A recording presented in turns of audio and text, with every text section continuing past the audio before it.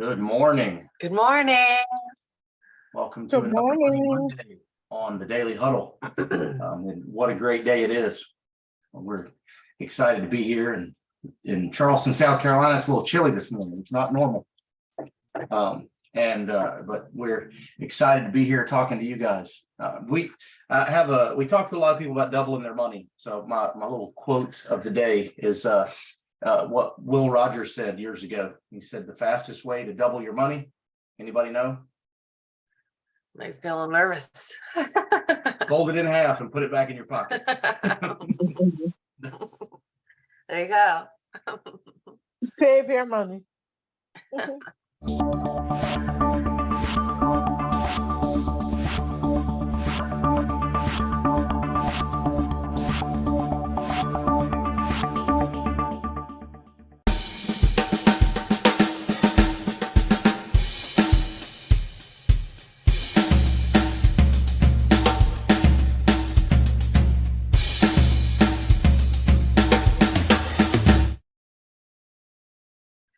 Good morning to you guys on this chilly morning. I know it's chilly in Charleston, so it's probably chilly in the rest of the world too. Welcome to the Daily Huddle, and thank you guys for joining us today. I want to remind you before we get started about what our question of the day is. So our question of the day is, how do I participate in the upsides of the market without protect myself against the downs at the same time? So how do I participate in the upsides of the market while protecting myself against the down?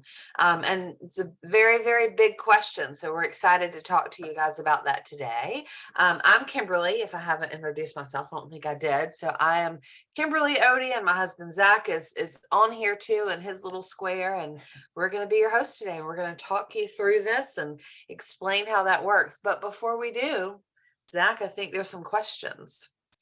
Yeah, there are. So let's look around. I see Stacy looking at me. Stacy, He's like, thanks. what time is it, and Good what are you morning. grateful for today? Oh my goodness, the time is now, the only time that we have full mastery of. And what am I grateful for today? I am grateful that my fiance, Joyce and I are getting married this morning. And we are, I'm excited about that. How about that? Well, there you go. I think that was a perfect how are you today conversation. We For feel sure. pretty honored that you join us right before your wedding. So congrats to you guys. Thank you, thank you, thank you. Absolutely. Let's see. Where are you? Rashida, I see your name. I don't see where are you? And who will you hug today? There she is. You're muted, Rashida. It looks cold where you're at too. I'm telling you, it's 22 degrees where I'm at. I need that hat. Good morning, everyone. And what was the question, Zach? Where are you and who will you hug today? Oh my goodness, I am getting out of the doctor office with my boyfriend, and I am sitting in my car getting it warm to pull out to get back to my house. But I'm going to be hugging myself to keep myself warm, my boyfriend, and my new puppy. Oh, how sweet. I have a German Shepherd that is driving me crazy, but it's a love, love, love, love. Thank you. Well, good deal. So you're exactly where you need to be right now. That's great. All right. All right, Chase. How are you? I'm doing well. How are you feeling? Outstanding. Outstanding. So we're ready to get this thing going. We're so excited about the holidays and about just spending quality time with people. We had a gathering last night of people that we work with, and just great to see their families and celebrate them from places that we don't get to a lot of times. We put one foot in front of the other and don't know all about everyone that's involved with them. So I love sharing this time with you guys. So we've talked a lot in the years past about the best way to go about gathering assets or preparing for retirement down the road. And there's a fine line between Let's start with the question first. chasing rate of return. All right, go for it. Are you going to? Yeah. You can finish talking. Okay. Okay, so I'm going to remind you guys what the question is, and then Zach's going to finish his statement. So our question of the day is, how do I participate in the upsides of the market and protect myself against the downs? Okay, now go, Zach. Sorry. So in doing that, we do a lot of reading. We look into strategies. We look into a lot of different things. I'm always learning. I think that's what keeps us all going, right? Is if we're not learning, we're doing something unproductive. So I like to listen to other people's perspectives and see how they've been successful. And when you talk about investing, somebody that's been incredibly successful in that realm is Warren Buffett. And most of you know his name, and he's might not know why or how he's been successful. But one of the things he's always said, or he said that's always stuck out in my mind, is it's not about being in the market on the best days. It's about being out of the market on the worst days. And when you think about that, it allows you to operate in a little different mindset. And one of my good friends always says, never be afraid to take a profit. That making more money than or having a positive move is better than taking a loss. So even if you sell too soon a house and you watch it go up in value, right? We've all done that. We've seen it. We've seen the one we should have bought got away and we didn't do it, and it's gone up in value. If you make money, that's a good thing, right? So Kimberly's going to talk to you guys a little bit about a concept that we call indexing, and it's a term that we use to reference accounts that aren't actually in the market, but they track the market, but they have some great safety features that benefit everybody that uses those. So Kimberly, I'll turn that over to you, and we'll kind of bounce back and forth and go from there. Sounds good. Well, so this is a product that I love for certain people. And I think that we'll start out this show like we always do, that does this fit your scenario, or does this fit, is this what you need? The answer is always, it depends, right? It depends on your personal situation, where you are in life, where you are in your comfort zone and retiring and everything. But I do think it's an amazing concept that I want you guys to understand, and you can see where it applies in your certain situations. So I'm first going to share my screen, and I'm going to go full screen. Why can't I see it? Do you see it? Slideshow from beginning. Okay. So the first thing that we're going to talk about, and obviously last week we talked about being in the market and how do you invest in a volatile stock market? And the answer is just like you always do, right? Continuing and systematic and dollar cost averaging. But now we're going to talk about what it looks like if you take a loss in a market account and how to protect yourself against that. So the first question that I have for you guys, and obviously the answer's on the screen, but when does 50% cost you 100%?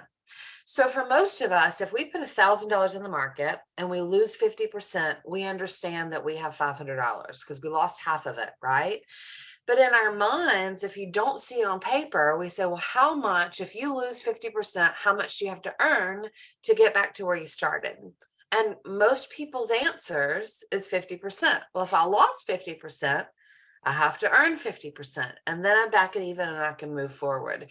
But the reality, if you look at the bottom section of the screen, is if I have $1,000 in an account, I lose 50%. I've lost $500, half my money. I have $500 at the end of the day. In order for that 500 to become my 1,000 again, I actually have to earn 100% in order to get back to level. So these are the conversations that we have with people. I love the market. I love indexed accounts. It depends on where you are in your financial life and where you are towards your retirement. But it's also really important for you to understand this particular situation and how that works for you guys. So a couple of things that we're going to talk about today. Let's see, I can't really see the screen. One of the products, maybe I'll go backwards. Let's see. I guess I'll just start here. One of the products that uses this index strategy is an indexed annuity. There are a couple of products out there that do, but you've got indexed annuities and you've got indexed universal lives, and those are the ones that we're most familiar with and that we use most of the time. But this shows you on a risk versus, safety versus risk, cash being the safest outside of inflation, right? And stocks being the riskiest. It shows you where that falls. And really it's kind of a middle of the road risk tolerance conversation when we're talking about indexed accounts. So that just kind of gives you a visual from cash to bank to CDs to fixed annuities to fixed index annuities and bonds. So I think it's just really important to kind of see where that falls on that chart. But the next thing that I want to show you guys is the power of indexed accounts. So again, we were talking about earlier, participating in the success of the market, 0 losses guaranteed. They're available within indexed annuities and indexed universal life insurance. So this concept in this conversation is used simultaneously between those two products. Cash value is linked to the performance of a stock market index, but it's not actually in the market, like Zack said. And then you're going to receive a percentage when it's positive, but since there's a guaranteed 0 loss floor, you're locked in at 0 when the market is negative. So I think it's really important for you guys to look at this and to understand the concept and understand which makes you feel more secure. And I think the answer to that for all of you is going to be, it depends, right? It depends. If the market is going gangbusters, I want to be in the market. If the market's losing, I don't want to be in the market. So how do we have a happy medium and make those choices between our investments and our investment accounts to decide what's best for us? But if you guys will look at this, the red line indicates or mimics the stock market, right? So it's going to go up and it's going to go down. It's going to go up. It's going to go down. Some people in our industry say it kind of looks like an EKG, right? Like you have a heart attack. Yeah, well, you have that movement, and when it's up, you're really excited. When it's down, you're really nervous. And the blue line is an indexed account. And this is just going to show you in this particular example, if you took $100,000 and you invested it at 97, all the way through 2020, what does this look like? So you can see it from 97 to 2000. I guess you can't really see my fingers and where it's going, but from 97 to 2000, that $100,000 in the market became 151,000. In the indexed account, which is the blue line, it was only 124,000. So you definitely see the advantage of being in the market when the market is really great, right? Indexed accounts have caps on them, so you're not going to earn typically what the market produces, because that's the protection, I guess, for the insurance company. So you can see in this example, if you had done this in 97 and 2000, you're like, hey, this index account is for the birds. Like, I don't want to be in this account. I want to be in the market. I'm losing money here. But then you see, as the market takes a nosedive, which we all know it did in 2001, that market account ended at $93,000. Our indexed account, the blue line, stayed level because you're guaranteed never to lose in this account. So I think that's a really big deal and a really big thing to understand. So from 2000, 2001, 2002, your indexed account is 124,000. Your market account is 93,000, and then trying to work itself back up. So even though later on in future years, your market accounts definitely had double digit growth and did really well, because your indexed account never lost, you're starting at a much higher return point. So remember that when does 50% cost you 100%? You don't have to come back from so low, therefore you come back up again. And a lot of people like the stability. A lot of people like the comfort. They like the knowledge that they're probably going to have slow and steady growth, but they're guaranteed against that loss. Before I go to the next screen, is there anything else you want to say, babe? No, I mean, I do understand it. Just to go sideways here for a second, we actually have the bride and the groom with us this morning. So that's a big. I mean, here we are on a wedding day, and they're in here listening to us talk about the stock market. But congrats to you guys. I think that that it's an important concept to understand, right? And like Kimberly said, one of the things that we work with folks on, and it's important to understand, is that you don't just need a number, you need an income stream at some point in time. One of the biggest difficulties that people deal with at retirement is if they save, then they have this number, and then they just worry about that number going down. They worry about, I can't buy this, I can't spend this, I can't do that because I'll run out of money or I'll lose that. So we plan, and we recommend that people plan for an income stream.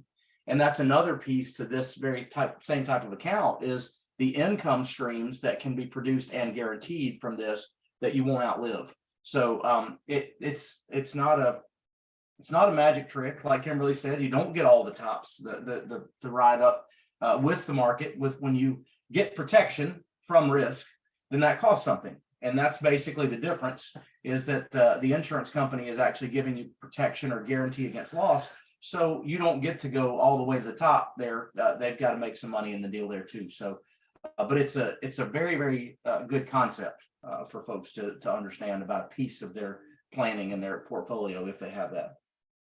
And I think this is just another visual that kind of gives you, it's bigger obviously than the one that we had before, but it shows you, just again, the same graphic. It's got the stock market from 97 to 2020.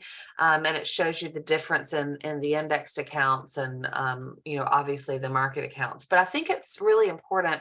Let's see if, and this shows you the locks, where it shows you that as the market starts to go down in this indexed account, you're guaranteed against loss. So your principal is locked in and you have that safety, which I think is important to understand. But those are the charts. Let me stop the share. Those are the charts that I wanted you guys to see and just wanted you to understand how that works. So I said that for us, we use them typically in two different types of accounts. We use them when we look at index universal life. We use them when we look at indexed annuities. So in the index universal life, most of the time people are systematically investing into that product, right? They set aside $500 a month, $1,000 a month, and they use it like you would think about like your 401k or your Roth or something like that, where they do that systematic investment. So that particular product has that same stop loss guarantee on it, but I really, and of course I love it for that, but I really love it for people that have lump sums that are looking to retire. Why? Because you all have seen the three-legged stool of retirement that's not there anymore. It's personal savings, Social Security, and pension, right? Who has a pension? I think if we had hands to raise, there would probably be maybe one, if not zero. And if there was one, it might be military or, something from a state government or something like that. But pensions aren't readily available anymore, right? That's not typical for most of us anymore. So how do we go from getting a paycheck every 2 weeks for our entire life and having that security of that guaranteed income to retiring with our number, right, and our bucket, and then living off of that, like Zack said, without spending it all? I think a fixed indexed annuity is a great option, because we know when we put that money in that account, it's guaranteed not to lose. We know that we're going to have some growth, right, through the years. Who knows what it's going to be? Nobody's going to guarantee that or predict that to you. But we also know, depending on the product, we can guarantee your income stream for the rest of your life. To me, that is a huge peace of mind, especially at retirement age, that regardless of the market, we're not chasing the gains anymore, right? We're looking for longevity and we're looking for guarantees, and we're looking to make sure that we don't outlive our income, because I think that's most seniors' biggest concern, is outliving their income. So putting that guarantee in, putting that every 2 weeks, monthly, yearly paycheck into your cycle, and it doesn't have to be all that you have. Right? I'm not saying this needs to be for everything, but for a portion of that, to guarantee it and to know that it's something you never have to worry about, to me is huge. And to my clients, every time I see them, when they really truly understand that it's guaranteed and it's coming for forever, it's a huge load off their mind. Of course, they want to make more. Of course, they'd like to have a different lifestyle, but knowing at least the minimum that they're going to be is huge. So I don't know if you want to say something to that. No, that's really the best fit for this type of thing. We do a lot of when people do retire and they have a 401k or they have something that's market sensitive, and now they've reached a point in time that they're ready to turn that over into something that is less aggressive, or that can give them that peace of mind at that retirement of that income stream. It is funny because we when you have had a job, right? And we talk a lot about entrepreneurship on this on the Daily Huddle, but when someone is very used to that systematic money coming in, that's traumatic for them when they now I don't see that money coming every 2 weeks or every month. I just see my money going, and then that becomes a very nerve-wracking situation. So we like to, like I said, plan for that income stream, and we'll take all those, the Social Security into account and all those kind of things to put together that similar income in retirement that they had while they were working. And I ask this question a lot too. This is kind of food for thought when we talk about income. But what costs, when do you spend more money, during the week or on the weekend? And most people are on the weekend, right? So when you're preparing for retirement, is the same amount of income going to be enough when every day is a weekend? I don't know. So we really, and we fool ourselves into planning for 50% or 60% of our work life income in retirement, when in reality, we're setting ourselves up for disappointment. So we just like to explain that concept because it's funny, we're both school teachers, and we always hear this, teachers have it great because they have 2 months off in the summer and they can do whatever they want to. It's like, nope, you can't, because you still make the same amount of money. We did get paid all 12 months. That was the way that they divided the salary out. But when you get the same paycheck and you're off for 2 months, it's tough. It's expensive. It's expensive. Costs more money, So for sure. anyway, we'll open it up for questions about that concept. If there's something that you guys have any more questions about from that perspective. Just another piece that some people don't understand is actually out there, is a way to actually grow your money without risking loss. So yeah, let's open it up. Any questions out there this morning?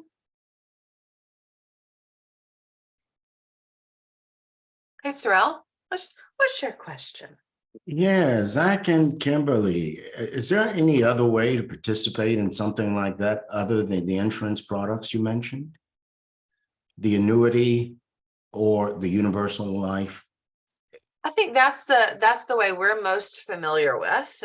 Those are the products that we use the most. I think inside your market accounts, you could track an index, but you're not guaranteed against the loss. right. So the insurance component of that is where you get the guarantee. It's where you get the protection against loss. And so that's why those products are the ones that you can track an index anywhere. So inside these accounts, basically, let's just use the S&P 500, and I've got a stripe across my face because of this window driving me nuts. But if we use the S&P 500, for example, that red line that you saw in the graph was the S&P 500. It was the most common index that people understand.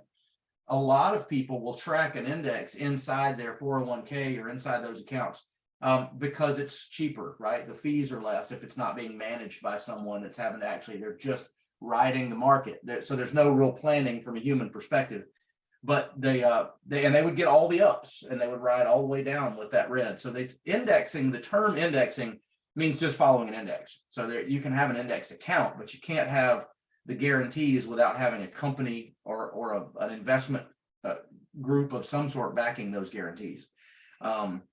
There are some but they're all insurance products. I know that. The insurance companies are what gives you that guarantee against loss. Yeah. It is, it's insurance. Why do you have insurance on your cell phone? To protect yourself. Why do you have insurance on your car? To protect yourself. Why do you have insurance on your house? To protect yourself. Why do you put insurance on your investments? To protect yourself.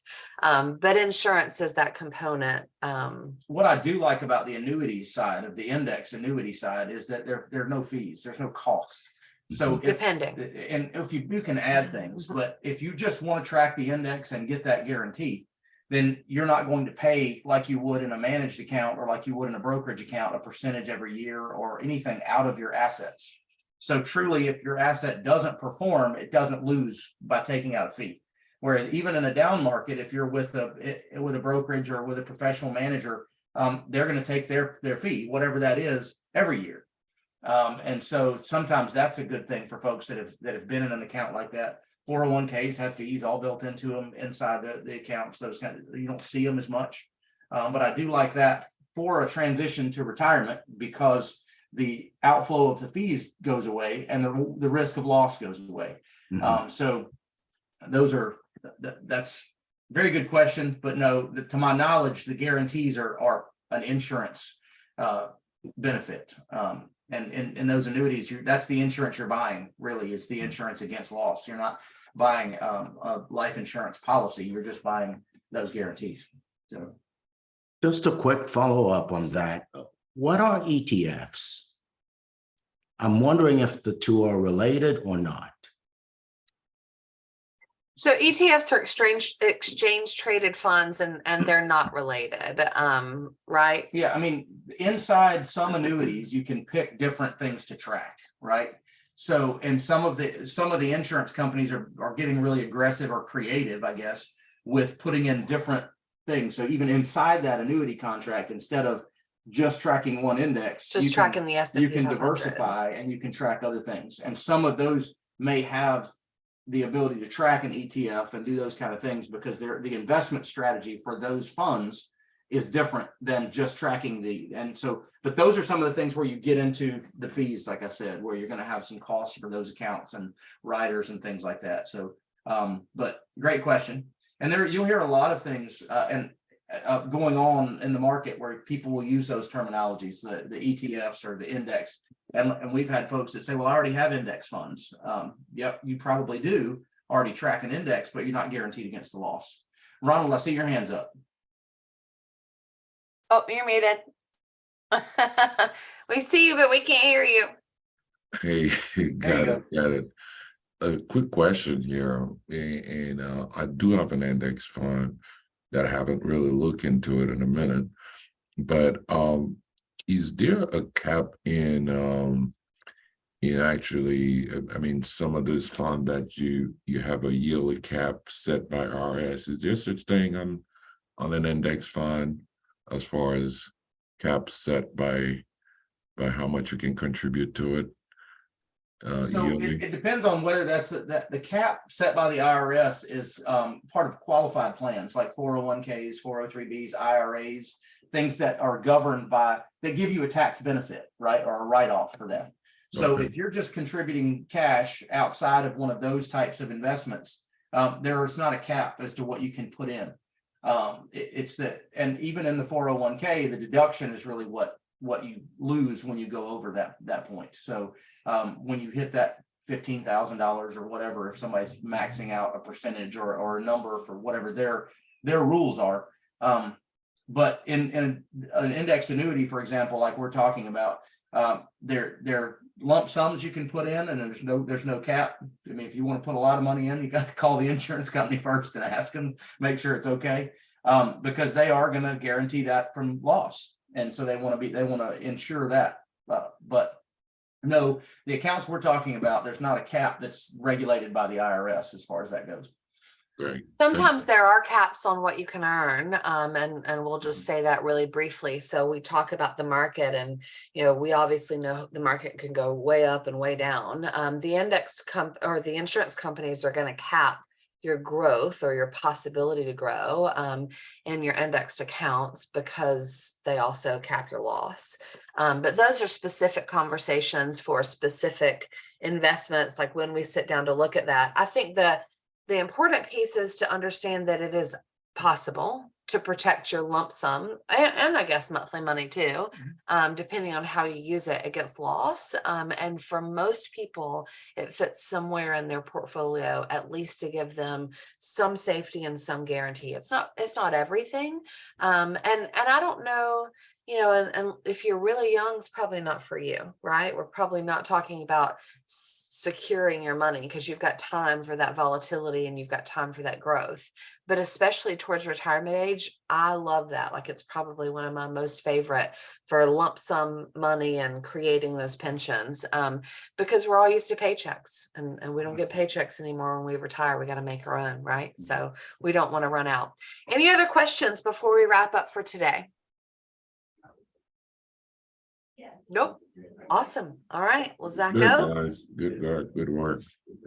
Love it. Well, let's remember as we sign off our 8 tenets. Number 1, let's love.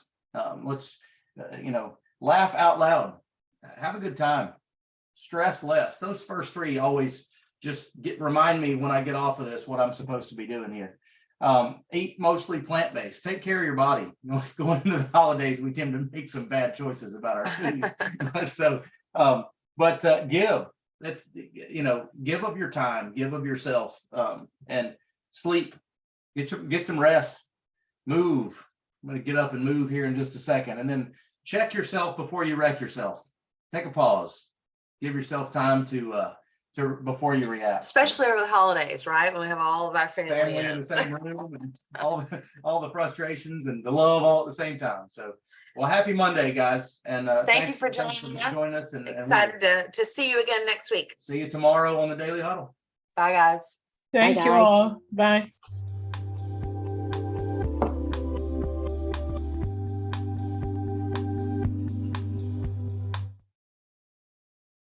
Thank you, everyone. Bye. Thank you. Hello, guys. One love.